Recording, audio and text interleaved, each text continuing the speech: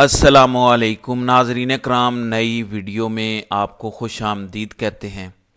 یہ جو پچھلے 48 گھنٹوں میں شہر اقتدار میں 26ویں آئینی ترمیم کے بعد اب 27ویں آئینی ترمیم کی بازگشت سنائی دے رہی ہے، یہ جو شہباز حکومت کے وزراء جسٹس یحییٰ آفریدی کے خلاف نجی محفلوں میں گفتگو کرنا شروع ہوئے ہیں، اس کی وجہ سپریم کورٹ کے 16 ججز کی جانب سے کیا جانے والا وہ فیصلہ ہے جس فیصلے نے شہر اقتدار میں دوڑیں لگوا دی ہیں۔ آئینی بینچ سے پہلے آئینی ترمیم کو اڑا دیا گیا ہے۔ فل کورٹ اجلاس سے بھی بڑی خبر آج سپریم کورٹ سے آئی ہے، تفصیلات سے میں آپ کو آگاہ کر دیتا ہوں۔ ناظرین کرام، اب ایک بات تو کنفرم ہے کہ یحییٰ آفریدی کو نامزد کر کے شہباز حکومت اور ان کو لانے والوں نے ایک غلطی نہیں کی بلکہ خودکشی کر لی ہے۔ ہفتے والے دن یحییٰ آفریدی نے اپنے عہدے کا حلف اٹھایا۔ ہفتہ اتوار کو یحییٰ آفریدی نے بڑے انتظامی فیصلے کیے، جس میں پریکٹس اینڈ پروسیجر کمیٹی میں منیب اختر اور منصور علی شاہ کی واپسی ہوئی۔ پیر والے دن سپریم کورٹ کا فل کورٹ اجلاس ہوا، جس میں سپریم کورٹ کا تمام تر کنٹرول منصور علی شاہ کے سپرد کیا گیا، وہی منصور علی شاہ جن کا رستہ روکنے کے لیے آئینی ترمیم ہوئی تھی۔ یہ ہوا لیکن اسلام آباد سپریم کورٹ کے اس فل کورٹ اجلاس کے شروع ہونے سے چند گھنٹے پہلے سپریم کورٹ کے تمام تر ججز کا ایک غیر معمولی اجلاس ہوا تھا۔ اس اجلاس کے اندر جو فیصلے کیے گئے، اس اجلاس کے اندر جو ڈیسیژن لیے گئے، جو سپریم کورٹ کے اس اعلامیے میں موجود نہیں ہے، جو اصل فل کورٹ اجلاس کے بعد سپریم کورٹ کی رجسٹرار کی جانب سے جاری کیے گئے، اس اجلاس میں کیے جانے والے فیصلوں نے دراصل پچھلے 48 گھنٹوں میں سبھی کی دوڑیں لگوائی ہیں۔ اسی وجہ سے اب 26ویں آئینی ترمیم کے بعد 27ویں آئینی ترمیم کا شور شروع ہو چکا ہے۔ یعنی آپ اندازہ کریں کہ 21 اکتوبر کی رات 11 بجے یحییٰ آفریدی کو چیف جسٹس پارلیمنٹ کی خصوصی کمیٹی نے نامزد کیا، یعنی حکومت نے نامزد کیا اور حکومت کے لانے والوں نے کیا۔ آج 30 اکتوبر ہے۔ پچھلے 9 دنوں کے اندر ایسا کیا ہوا کہ اب حکومتی وزراء یحییٰ آفریدی کے خلاف نجی محفلوں میں گفتگو کرنا شروع ہو گئے۔ ایسا کیا ہوا کہ شہباز حکومت اب اس بات کو تسلیم کرنا شروع ہو گئی کہ یحییٰ آفریدی کو نامزد کر کے بہت بڑا بلنڈر ہو گیا۔ تو اس اجلاس کی اندرونی کہانی کیا ہے؟ سپریم کورٹ کے 16 تگڑے ججز نے آئینی بینچ بنانے سے پہلے ہی حکومت کی اس آئینی ترمیم کو اڑانے کا فیصلہ کر لیا، جس آئینی ترمیم کے لیے شہباز حکومت اور اس پورے نظام نے پچھلے کئی مہینوں سے دن رات ایک کیا تھا۔ اس اجلاس کی اندرونی کہانی میں آپ کو بتا دیتا ہوں۔ دیکھیں، یحییٰ آفریدی شہباز حکومت کے لیے ایک سرپرائز پیکج ثابت ہوئے۔ سپریم کورٹ میں پہلا فل کورٹ اجلاس پیر والے دن بلایا گیا اور اس کے بعد ایک پریس ریلیز بھی سامنے آئی، جس میں بتایا گیا کہ سپریم کورٹ کا عدالتی اور انتظامی کنٹرول منصور علی شاہ کے لیے سپرد کر دیا گیا ہے۔ وہ کیس مینجمنٹ پلان جو سپریم کورٹ میں زیر التوا مقدمات کو کم کرنے کے لیے یا ختم کرنے کے لیے مددگار ثابت ہو سکتا ہے منصور علی شاہ کا، اس کو نافذ العمل کر دیا گیا۔ یعنی وہ تمام تر چیزیں جو سپریم کورٹ کے فل کورٹ اجلاس میں گفتگو ہوئیں، اس اعلامیہ کے اندر ذکر کر دیا گیا۔ اصل خبر سپریم کورٹ کا وہ اجلاس یا وہ اعلامیہ نہیں ہے، اصل خبر جو اس فل کورٹ اجلاس سے پہلے ایک غیر معمولی اجلاس ہوا۔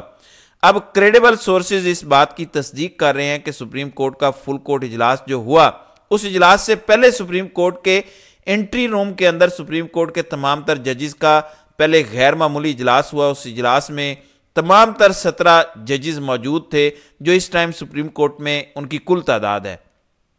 حیران کن بات یہ ہے کہ اس اجلاس میں بھی منصور علی شاہ کی ویڈیو لنک کے ذریعے حاضری کو یقینی بنایا گیا، اور سب سے امپورٹنٹ یہ کہ اس اجلاس کے شروع ہوتے ہی، یعنی جب منصور علی شاہ کنیکٹ ہوئے، تو یحییٰ آفریدی نے تمام تر سپریم کورٹ کے عملے اور سپریم کورٹ کی رجسٹرار صاحبہ کو اس کمرے سے نکال دیا جہاں پر سپریم کورٹ کے تمام تر ججز کا پہلا غیر معمولی اجلاس ہو رہا تھا۔ بعد والے اجلاس میں تو پورا عملہ تھا اور سپریم کورٹ کی رجسٹرار بھی تھیں، لیکن میں نے جیسا کہ کہا کہ اصل خبر بعد والے اجلاس سے نہیں نکلی، پہلے والے اجلاس سے نکلی ہے۔ پہلے والے اجلاس میں کیا گفتگو ہوئی؟ سب سے پہلے تو ظاہر ہے یحییٰ آفریدی نے تمام تر ججز کے ساتھ ایک غیر رسمی گفتگو کی، اور پھر سب سے اہم معاملہ سپریم کورٹ کے خلاف جو پارلیمنٹ سے ایک قانون سازی ہوئی، جو ترمیم ہوئی، اس کے حوالے سے سپریم کورٹ کے تمام تر ججز سے ایک غیر رسمی گفتگو یحییٰ آفریدی نے کی۔ صدارتی ریفرنس جس کے ذریعے پریکٹس اینڈ پروسیجر کمیٹی میں تبدیلی ہوئی، اس کا معاملہ بھی زیر بحث آیا۔ آئینی بینچ کیسے بنایا جائے گا، اس آئینی بینچ میں کون کون سے ججز شامل ہوں گے، اس آئینی بینچ کو ہیڈ کون کرے گا، یہ معاملہ بھی زیر بحث آیا. یہ دوسرے اجلاس میں نہیں زیر بحث آیا، یعنی جس اجلاس کے اندر سپریم کورٹ کا انتظامی کنٹرول منصور علی شاہ کو دیا گیا، اس اجلاس میں صرف منصور علی شاہ کے وہ کیس مینجمنٹ پلان پر گفتگو ہوئی کہ سپریم کورٹ میں زیر التوا مقدمات کو کم کیسے کیا جا سکتا ہے. اب خبر یہ ہے کہ جو پہلا اجلاس ہوا اس کے اندر یحییٰ آفریدی نے تمام تر ججز کو مخاطب کرتے ہوئے کہا کہ جو آئینی ترمیم ہوئی جس سے عدلیہ کو کنٹرول کرنے کا پلان بنایا گیا، عدلیہ پر حملہ کرنے کی ایک کوشش کی گئی، اس پر ہمیں کیا رد عمل دینا چاہیے، کیونکہ سپریم کورٹ میں اس آئینی ترمیم کے خلاف درخواستیں دائر ہو چکی ہیں، تو ہمیں ان درخواستوں کو کیسے ٹیک اپ کرنا ہے. کیا یہ درخواستیں آئینی بینچ کے پاس جائیں گی یا سپریم کورٹ کا فل کورٹ بینچ یا اجلاس بلا کر اس آئینی ترمیم کے خلاف درخواستوں کو ٹیک اپ کیا جائے.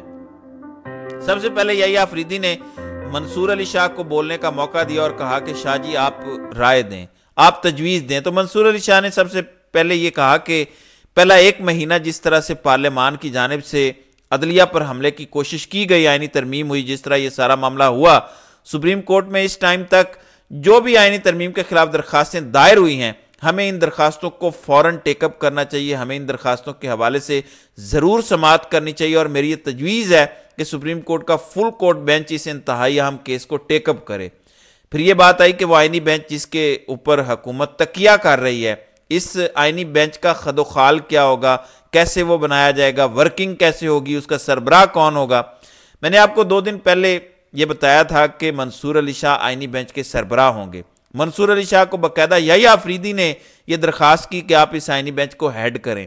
تو فل کورٹ اجلاس کے سے پہلے والا جو اجلاس ہوا، جس کے اندر نہ تو سپریم کورٹ کا عملہ تھا، نہ سپریم کورٹ کی رجسٹرار صاحبہ تھی، صرف ججز تھے. اب آپ کو خود اندازہ ہو گیا ہوگا کہ کیوں ججز موجود تھے، کیونکہ ججز اس اجلاس کی خبر باہر نہیں نکالنا چاہتے تھے. اب کیونکہ 2 دن گزر گئے ہیں، اب آہستہ آہستہ اس اجلاس میں کیے جانے والے فیصلے، اس اجلاس میں کی جانے والی گفتگو سامنے آ رہی ہے، اسی لیے دوڑیں لگی ہوئی ہیں. تو یحییٰ آفریدی نے منصور علی شاہ کو کہا کہ آپ آئینی بینچ کو ہیڈ کریں اگر یہ آئینی بینچ بنتا ہے.